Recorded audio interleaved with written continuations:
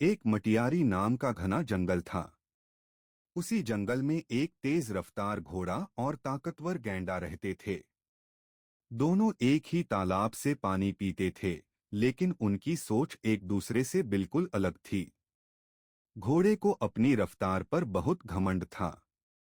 उसे लगता था कि उससे तेज और होशियार कोई नहीं। जब भी वह दौड़ता, हवा से बातें करता और बाकी जानवरों को नीचा दिखाता। गैंडा इससे बिल्कुल अलग था। शांत, गंभीर और अपनी ताकत पर भरोसा रखने वाला। वह कम बोलता था, लेकिन जब बोलता तो सोच समझकर बोलता।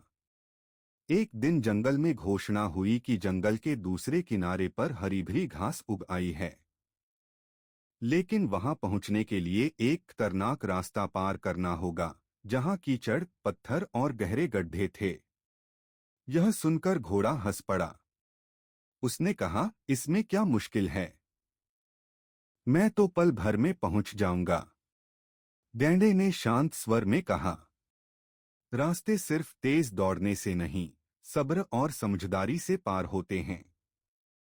घोड़े ने उसकी बात अनसुनी कर दी और तेजी से दौड़ पड़ा। शुरुआत में सब ठीक था, लेकिन थोड़ी दूर जाते ही वह कीचड़ में फंस गया। जितना ज्यादा जोर लगाता, उतना ही ज्यादा धंसता चला गया।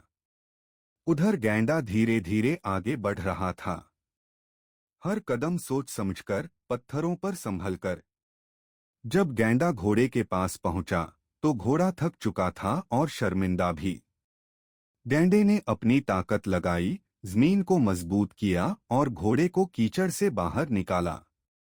फिर दोनों साथ साथ आगे बढ़े और आखिरकार हरी भरी घास तक पहुंच गए। घोड़े ने सिर झुकाकर कहा, आज मुझे समझ आ गया कि सिर्फ रफ्तार ही सब कुछ नहीं होती। गैंडा मुस्कुराया और बोला, और सिर्फ ताकत भी नहीं, साथ और समझ हो तो हर मुश्किल आसान हो जाती है। उस दिन के बाद घोड़ा घमंडी नहीं रहा और गैंडा जंगल में सिर्फ ताकत के लिए नहीं, बल्कि समझदारी के लिए भी प्रसिद्ध हो गया।